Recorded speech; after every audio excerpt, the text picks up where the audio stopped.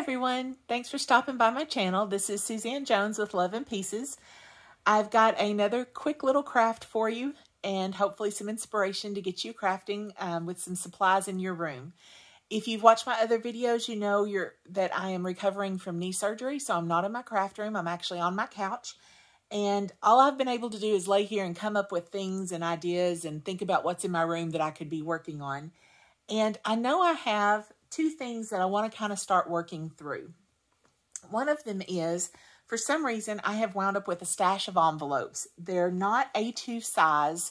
They're random sizes from, I'm not even sure where all I've collected them from, but they don't fit the cards that I make, and I just can't bring myself to throw them out, so I wanted to find a way to use them. So that's one of the items.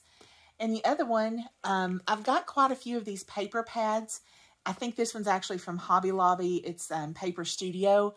I collected paper for a while, used them, and now I'm kind of transitioning over. I really like Stampin' Up! Paper, but I still have a few of these paper pads that I've not gifted or found something else to do with, and I want to use up. So those are the two inspirations for my project today. So let me show you what I've got. And if you've also watched my early videos, you know that I started off holding my camera and just kind of talking you through what I had done. I wasn't able to actually demonstrate anything. I've found an old tripod that we had. It's actually a bipod because one of the legs is broken, and I've got it kind of set up here on my little table in the couch. So very rudimentary, but you know, it's working. And I've said I promise I will get better. I just can't promise when. All right, so this is my envelope. Again, it doesn't matter what size. I'm encouraging you to find things in your craft room that you have and want to use up. So if you've got envelopes, just grab them out. If you want to make this project and you don't have envelopes, check Dollar Tree, because I think they have packets of cards for like $1.25, and you get 8 card bases and 8 envelopes. They're just not A2 size cards. So if you're looking for kind of a cheaper place to get some envelopes, that might be a place for you to look. Okay, so to start off, I need to know where my top is. So this is the top of my envelope, and we're going to score it 3/4 of an inch in on 3 sides. So it doesn't matter what size your envelope is. You're just going to come in 3/4 of an inch. Now, a little tip. Some of your bone folders probably all have this nice, smooth, rounded edge. Some of them may even have a smaller pointy edge. This is your embossing edge. I find when I'm doing multiple layers that this pointed edge is a little bit easier to use with the bulk of the extra paper layers. It will poke through your paper if your paper is very thin, so be careful. But I know on these envelopes, this pointed edge actually works better for me. So I'm coming in 3/4 of an inch in on one side. Let me get a good score there. And I'm going to go down it a couple times because it is multiple layers. I'm going to turn, and I'm going to go down 3/4 of an inch across the bottom. Turn it, and we're going to do 3/4 of an inch on the other side. So both sides and the bottom, not the top flap opening. So I can set this aside. All right, so what that did, it kind of marked, gave us our border lines. We're going to fold on those in a minute. But right now I want to decorate this. At Halloween, we don't have a lot of trick-or-treaters, but we always buy the bowl full of candy that we hand out to anyone who comes to the door.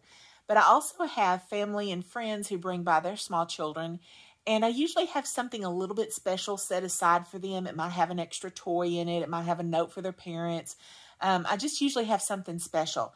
And so I'm needing the gift, you know, the little bags or something to put that special gift in so I can just grab it and hand it to them. So that's what I'm going to make these for. So I'm going to decorate with a Halloween theme. I went to my room and I found ink, and I knew I wanted an orange, a green, and a black. Now, this is a VersaFine Clair orange. I think it's called Verano. I've got Tim Holtz Distress ink. It's the black. And this is Stampability's ink. It's a green pigment ink. This just goes to show you don't have to have all the same thing. I've got lots of parts and pieces in my room, and so I'm trying to use these up, and so I wanted to pull them out. I'm going to start with the green and do a little bit of ink blending. Now, I am not an expert at ink blending. I tend to be very heavy-handed, so I have to watch. And also with the way my tripod is, I know it's going to shake if I get too heavy. So y'all are actually helping me learn how to do this lightly. But I'm loading up my brush. I'm just pressing it on the ink pad. And then you start off and you just kind of work your way on. Now, I actually want a rather mottled, marbled kind of look. I don't want it to be smooth. I want it to be kind of, you know, rough and blotchy. So I may actually just go straight onto the paper a couple times. But I want a pretty dark color. And this ink pad's not very juicy. It's a couple years old. Get a good pounce on it. But I'm just laying down some ink. And for the idea I have in my head, I kind of want the green towards the bottom and up the sides a little bit. And that's what I'm going for. And it does not matter if you go past those score marks. The actual fold of your paper is going to give you a really crisp line that's going to look good. So don't worry about that at all. It's just, that'll help us more when we start stamping. So again, I'm just kind of going across the bottom and up the sides a little bit. And those of y'all who are good at ink blending, you're probably screaming about all the things I'm doing wrong, but it'll work. I promise it'll work. Okay, so I've got my green down, and some people do not wash their brushes because they use them for a same color family. I only have like 3 or 4 ink blending brushes, so I have to kind of wash mine and reuse them. And this is my chamois from Stampin' Up. I love it. It's just a wet chamois. And when it dries out, you wet it back on the sink again. And I just rub onto it, and it cleans up my brushes really well, I think. Okay, so that's got it clean. Just to kind of make sure I don't have any dampness or anything on it that will make my paper wet, I'm going to rub it over here and dry it off. Okay. And put up the green ink before I wear it. We're going to move to the orange. And so again, I just kind of want some orange, and I want mine more at the top, kind of down the center and up at the top. So I'll load up my brush and just kind of start rotating on here.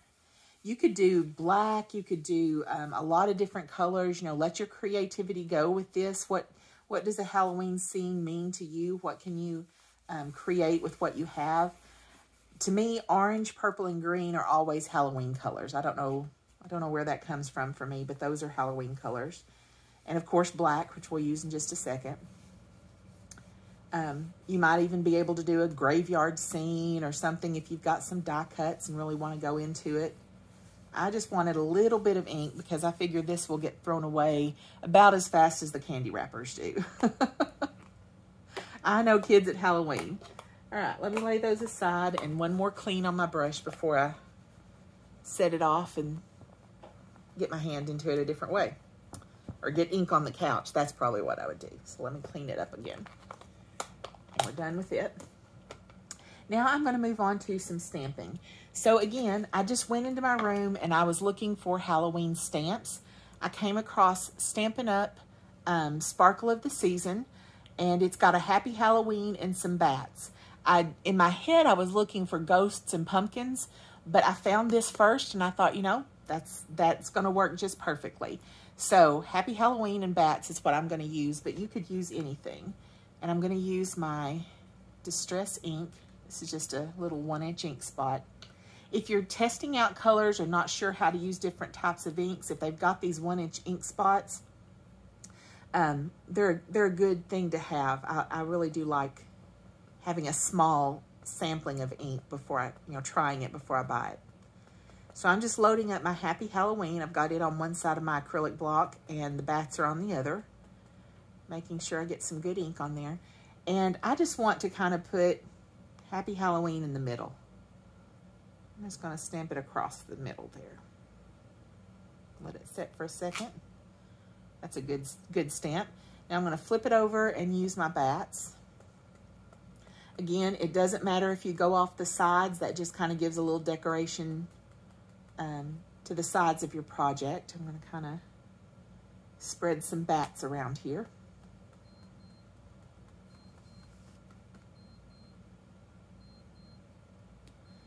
Those actually go off the side.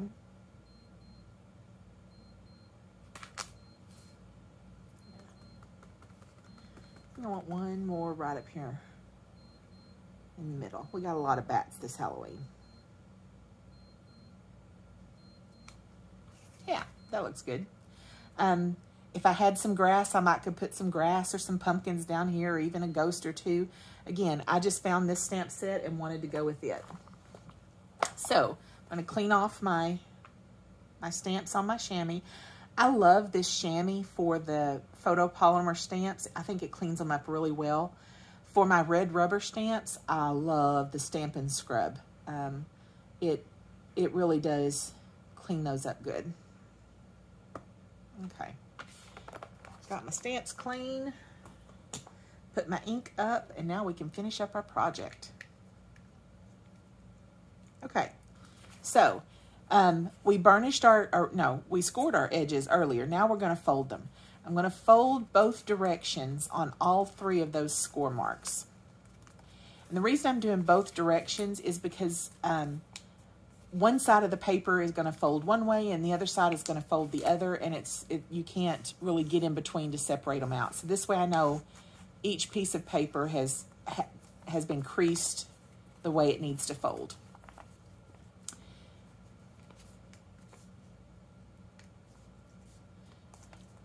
Okay. Fold it back, whoops, fold it back the other way.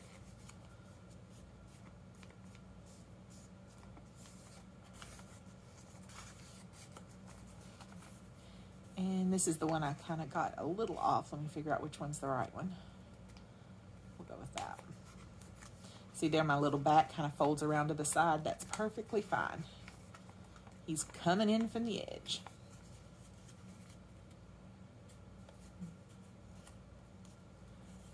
Well, when you accidentally score in the wrong spot, that can give you problems. You don't know which one to fold on.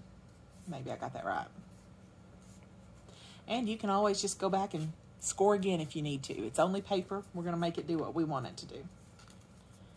And as I said, I know these are going to get thrown away about as quick as the candy wrappers do. Okay, so now I'm going to slip my hand down inside, and this in the corner where the score marks on the front meet, I'm going to kind of put my finger on the inside right in that corner as best I can, and I'm going to pinch from the side that little flap, and then I'll move to the back and do the exact same thing. I want that flap to kind of go from where the score marks cross to where the score marks cross. And a lot of times it's just going to fold naturally. It's going to want to fold there. But if you're doing it on camera, it's going to give you problems because it likes to do that. Okay, so now let's try the other side.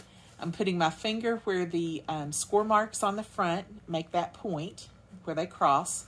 And then I'm trying to kind of pinch this flap, starting there and moving around to where they make the square in the back. That one did really well.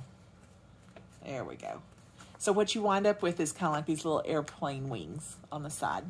And we're going to fold those up once we've got them made. Fold them up, kind of crease so that we get the crease on the bottom. And you can see we're making kind of a little bag, little box. So we're going to glue this up. Grab my glue.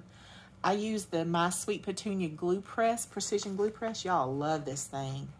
Like I said earlier, I'm kind of heavy-handed with ink and with glue, and this puts out such a beautiful small bead of glue. It really has stopped me from over gluing and getting a lot of squish out the sides of projects where I've had to glue. I'm going to push that down, give it a second to grab, and then we'll move to the other side and do it as well. If you've got one of the envelopes that are made with the V fold in the back, you know, if they're put together with a V, I find that I wind up with a little bit of a an extra hangover, but you can just glue that down. It's just where that flap of paper comes over. It doesn't want to lay properly, but we can glue it down. If you have that, you'll see what I mean, and you'll easily see how to fix it. You just put glue on it and glue it down with it. So again, pressing it, making sure it takes hold there. And you can see, oh, I'm proud of that side. Even my ink blending lined up. Isn't that pretty? This side, not so much. That's where I messed up on the score. But it still works. It's still a pretty little box. And now we've got this cute little Halloween treat bag. So I can put my goodies inside here, and my plan is I'm going to kind of fold the top edges together because I know my goodies will be down here at the bottom. And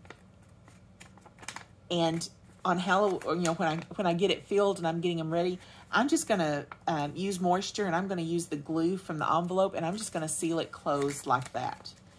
If you were making something that you wanted to be a little bit more long-term, or that could be openable and closable, reclosable, you might consider a Velcro dot. You could use tear and tape. You could use glue dots, whatever holds it closed for you. But I'm just going to simply reseal it with the glue that's on the envelope. And how cute is that? Isn't that precious? Okay. So this is one way that I came up with, but in thinking about this and wanting to think how I could use up all those envelopes, I've come up with a couple different options. So I just want to share some other things with you. This is my Halloween version. Oh, let me share this. I should have done that in the beginning. Where this idea came from. I'm in a card club, a local card club here, and one of my sweet friends, the month that she was a hostess, she made this little thank you gift for everybody. And so she's the one that taught me this envelope bag pattern. And this is the one that she made. So I should have shared that in the beginning as kind of my inspiration piece. She did the ink blending and the stamping, but then she also used paper to decorate the front and an embellishment. Really cute. And she had it tied with ribbon. She used a little dual punch. This is, again, a Stampin' Up! Punch, old Stampin' Up! Punch. But she just punched 2 holes in it and had ribbon wrapped through it, and that's how it was closed. And I just thought that was so cute. Great inspiration piece. So thank you to her for that. This is another one that I made, kind of a practice piece. This is the envelopes I was working with. It has the V. Instead of closing it over, I actually just took the flap and folded it in, glued it down on the inside. So now I've created kind of an open little box. This is something I think I may use for Thanksgiving or Christmas, something where I could set it at a place, maybe fill it with some goodies, possibly even have their napkins sticking out of it, spread out, but something that could stand as maybe like a table setting for them, even have their name on it, a place setting for them.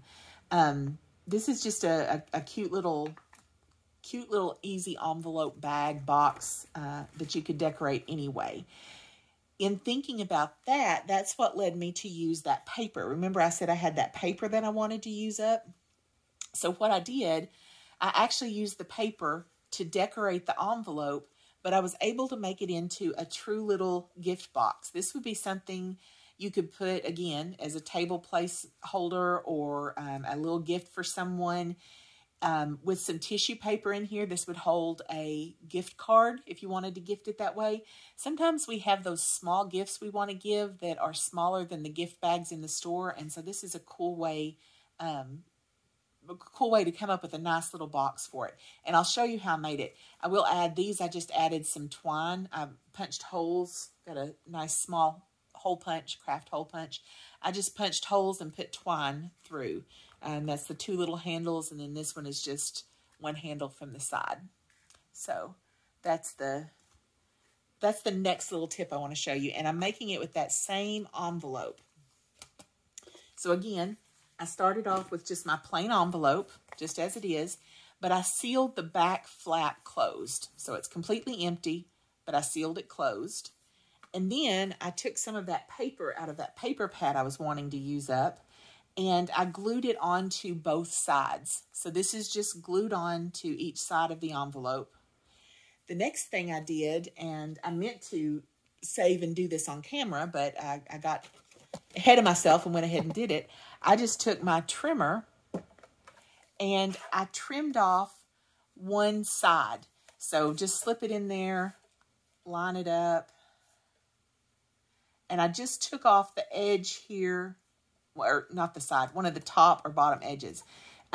I don't think it would matter if it was truly the top or the bottom because they're both closed shut. So just one of your long edges and just trim it off. So now it opens up for you, okay?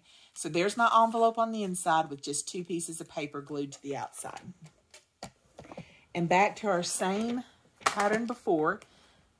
Doesn't matter how big your envelope is, but now I know where my top is, so I'm going to score the other 3 sides at 3/4 of an inch. So that's here. And I really am using the pointy side of my bone folder now because I'm going through not only the envelope, but the 2 layers of paper I've added. And I use liquid glue on this. And so if you use liquid glue, you want to be sure and let it dry, because if you're using this or trying to score paper that's damp with glue, it will rip it. Ask me how I know. So there's my 3/4 of an inch score on 2 sides. And now we're going to go to the last one. And one other tip I want to share while I'm doing this, whether you use tear and tape or you use liquid glue, when you glue the paper onto your envelope, you want to get up to the edge really close, but that's not the only place you need to glue. You need to glue in at least 3/4 of an inch, more like an inch probably, from that edge, because you want to cover where that score mark is going to be and where we're folding. You want to make sure that's glued really well. So when I glued this down, I did a squiggle that was about an inch in, and then I came back and just rimmed the edge with a thin bead of glue. But on the 3 sides that I'm scoring, I made sure and come in about an inch to make sure I get those fold marks. Okay, so now I've scored it on all 3 sides. We're going to fold it, and because it is so thick this time, I am going to use my bone folder. And I'm going to fold it in both directions again, because I'm needing both sides of the paper to know how to fold.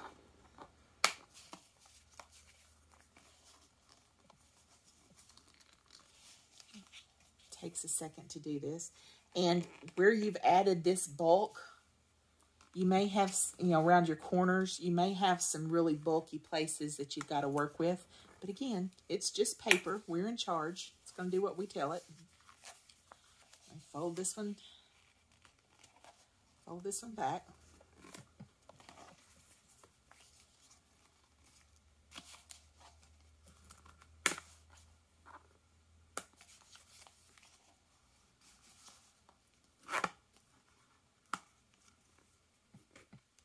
Okay, and just like we did before, I'm going to go in, I'm going to find where the score marks cross on the front, find that little point, and then with my hand on the outside, I'm just going to squeeze down to it so that I've got that point identified.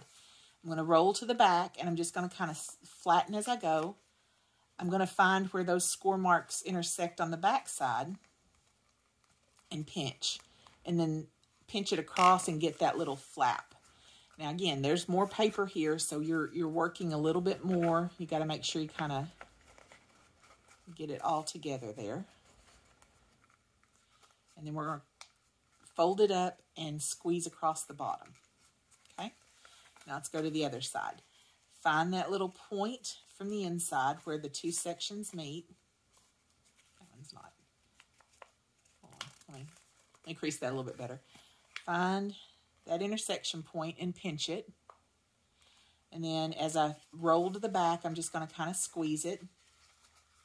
That didn't work so well.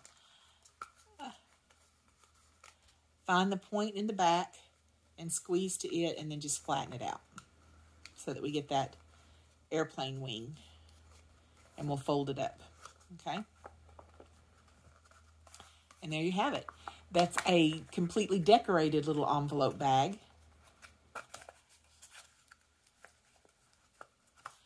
pretty paper. Imagine if you did put embellishments on this, if you had some die cuts. You could even do stamping on this, but this would be a really cute little gift bag made from supplies you've got in your craft room. Poke some holes and tie some ribbon or some twine in it, and you've got a neat little gift bag. So I hope this has inspired you to find the things in your craft room that you need to use up or that you want to use up, and to use what you have and be creative. So let me pull back out the original Halloween little gift bag. So cute. All the different variations that you can do with it with Stampin' Ink or with paper. So I hope you have a great day. I hope you do something creative, and I hope you're nice to people. Bye-bye.